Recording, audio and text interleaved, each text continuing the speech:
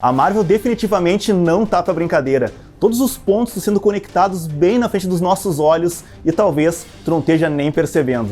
A verdade é que o Loki é uma série cheia de pistas do que vai rolar na fase 4 da Marvel nos cinemas e vai por mim. Se eu não fizer a tua cabeça explodir depois desse vídeo, nada mais vai fazer.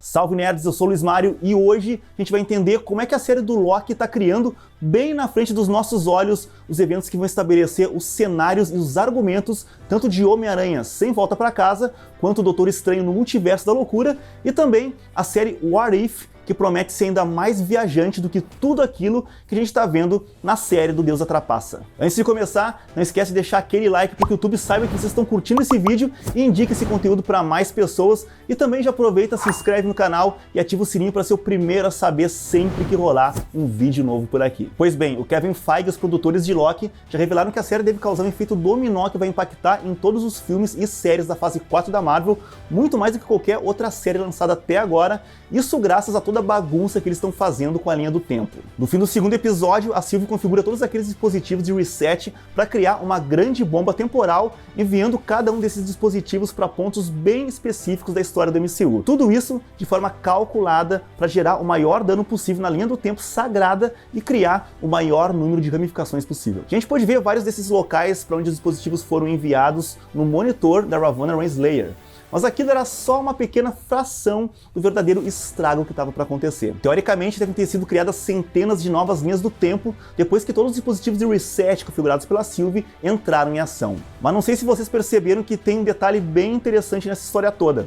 A maioria dos dispositivos foi enviada para um passado distante do MCU, assim como para algumas datas um pouco mais recentes, mas ela não enviou muitos dispositivos para o futuro. Uma dessas exceções é Vormir, que recebe uma das cargas de reset no ano de 2300. Mas a real é que apesar de toda a propaganda da VT sobre o funcionamento das linhas do tempo, a gente não deve levar a explicação deles muito a sério, como explico em detalhes nesse vídeo aqui do card. Resumindo, a Sylvie não estava literalmente criando o multiverso ao atacar a tal linha do tempo sagrada, até mesmo porque já havia um multiverso antes mesmo dos eventos que a gente estava acompanhando na série do Loki. Mas o que ela fez é sim muito importante para expandir o multiverso da Marvel de uma forma muito bem calculada pelo Kevin Feige, preparando todas as bases a serem exploradas em Homem-Aranha Sem Volta Pra Casa, assim como em Doutor Estranho no Multiverso da Loucura, além, é claro, de What If, que é mais uma série que deve se beneficiar de todo esse conceito de multiverso que está sendo explicado na série do Loki. Eu sei que tem muita gente reclamando das inconsistências e dos possíveis furos de roteiro que a série está abrindo em relação a tudo que já foi mostrado no MCU,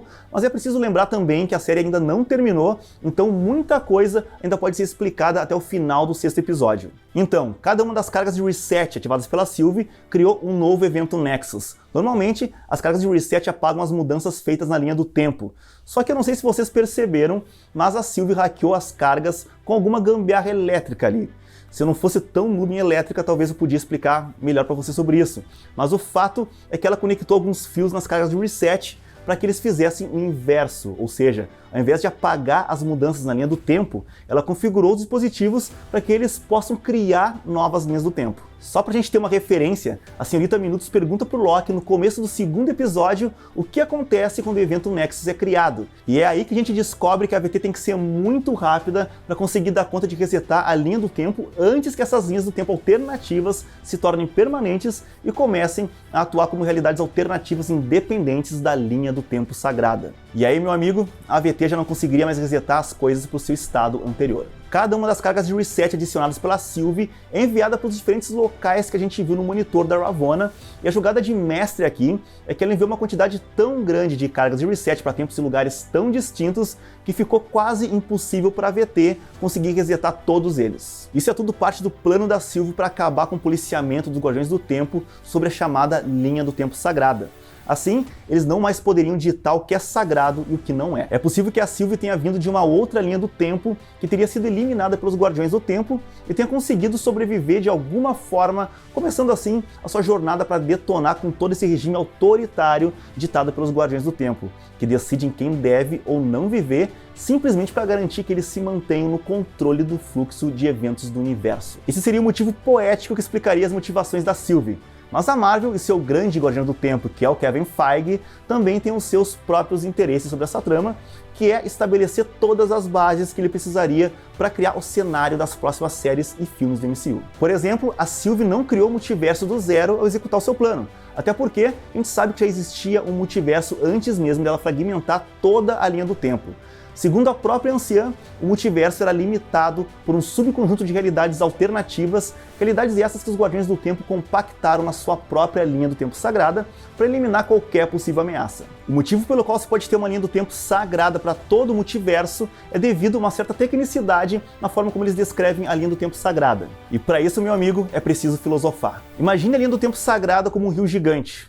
Agora pense na atual versão do multiverso ou esses universos alternativos como pedras dentro desse rio. Nenhuma das pedras é grande o suficiente para alterar o fluxo desse rio gigante. Até que um dia alguém decide roubar uma joia do infinito, mais especificamente o Tesseract, e ele acaba criando uma nova linha do tempo, gerando assim um evento Nexus. Esse evento Nexus tem uma força tão grande que é capaz de alterar o fluxo do rio, criando um novo direcionamento da correnteza. É aqui que a AVT entra em ação para apagar essa mudança no fluxo do tempo ou do rio. O motivo pelo qual a AVT não prendeu os Vingadores é porque o Capitão América se encarregou de fazer todo o trabalho por eles, levando todas as joias do infinito de volta para o lugar em que elas deveriam estar. E mesmo apesar dele decidir voltar no tempo para ir viver com a sua amada Peggy Carter em 1942, ele não fez nada que fosse capaz de criar um evento Nexus, e é por isso que a AVT não fez questão de prender ele ou a Peggy Carter. A explosão que a Sylvie desencadeou no final do segundo episódio também tem uma influência direta nos crossovers entre os diferentes aranha-versos que a gente vai ver em Homem-Aranha Sem Volta Pra Casa, já que teremos o Dr. Octopus vindo direto dos eventos de Homem-Aranha 2 do Tobey Maguire, meu cara, olha só que incrível isso aí, sendo que o próprio Alfred Molina já confirmou que vai interpretar a mesma versão do Dr. Octopus que ele interpretou em 2004 e ainda mais. A história deve começar logo após a cena em que ele aparece afundando no rio em Homem-Aranha 2, e isso foi há cerca de 14 anos atrás. É dentro desse mesmo rio, 5 segundos depois, que Homem-Aranha Sem Volta Pra Casa deve começar, e a única forma de fazer essas conexões é através da consolidação de um multiverso que possibilite uma espécie de viagem entre as linhas do tempo, além, é claro, das viagens temporais que a gente já viu em Vingadores Ultimato. Inclusive, há teorias que dizem que o subtítulo Sem Volta Pra Casa seria uma referência a alguns conceitos-chave para o filme. Um deles seria que os vilões desses universos alternativos, como por exemplo o Electro, interpretado pelo Jamie Foxx em O Espetacular Homem-Aranha, não seriam mais capazes de voltar para casa e que o multiverso estaria lentamente se retraindo. Antes de chegar até esse limiar na fase 4 da Marvel, o Kevin Feige sempre deu a entender que ele não tinha o menor interesse em fazer algum crossover com os títulos que estão, digamos, sob o guarda-chuva da Sony. Ele não fazia questão de ter, por exemplo, o Venom dentro do MCU. Para ele estava tudo tranquilo que a Sony fizesse os seus próprios filmes, desde que eles os mantivessem no seu próprio universo alternativo. Tipo, a gente não quer ter que lidar com as coisas que vocês estão fazendo, já que a gente não tem nenhum controle de qualidade sobre elas.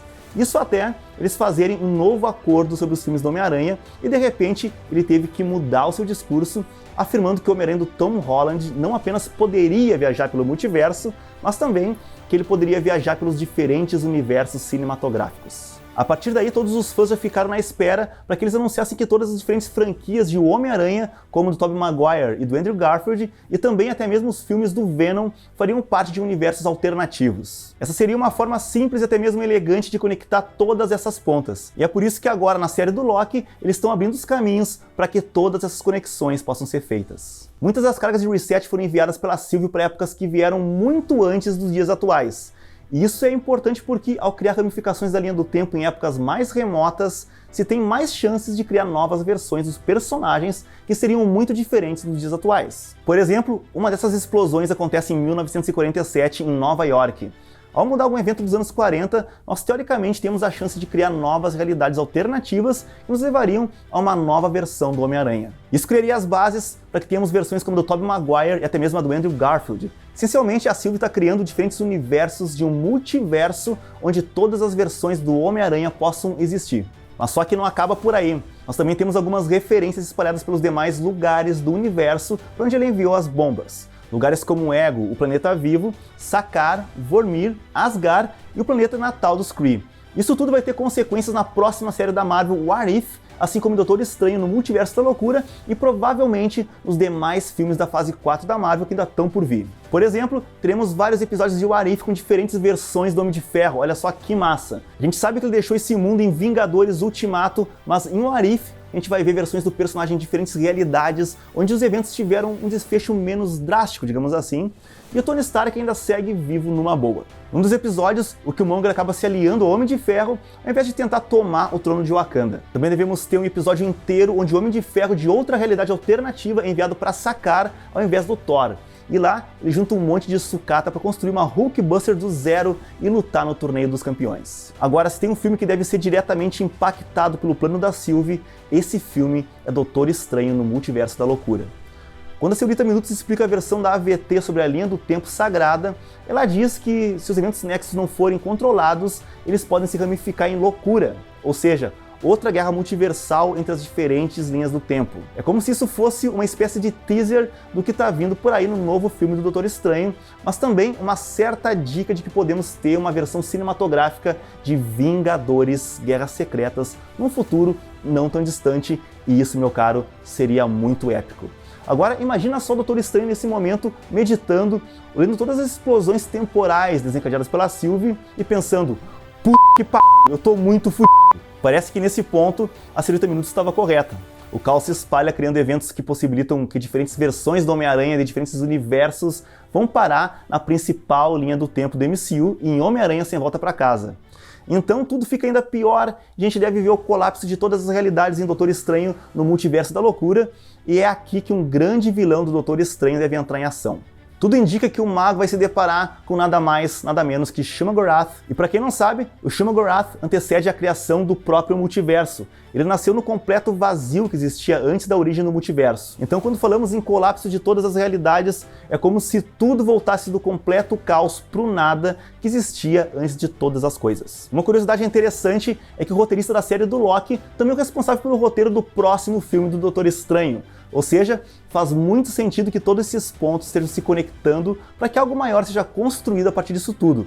Assim como o porquê do plano da Sylvie ser tão importante na expansão do multiverso da forma mais caótica possível. Me conta aqui nos comentários o que tu achou de todas essas conexões. Parece que a Marvel já sabe qual é o formato do quebra-cabeças e agora é só uma questão de saber como as peças vão se encaixar. E falando nisso, dá só uma olhada nesse vídeo que eu fiz explicando qual é o verdadeiro plano dos Guardiões do Tempo. Tudo leva a crer que os roteiristas de Loki realmente estão dispostos a trazer conceitos complexos das HQs para o grande público. Também não esquece de deixar aquele like e se inscrever no canal, porque tem muito mais conteúdo como este saindo do forno todas as semanas. Esse é o Danos Morais, eu te vejo na próxima timeline.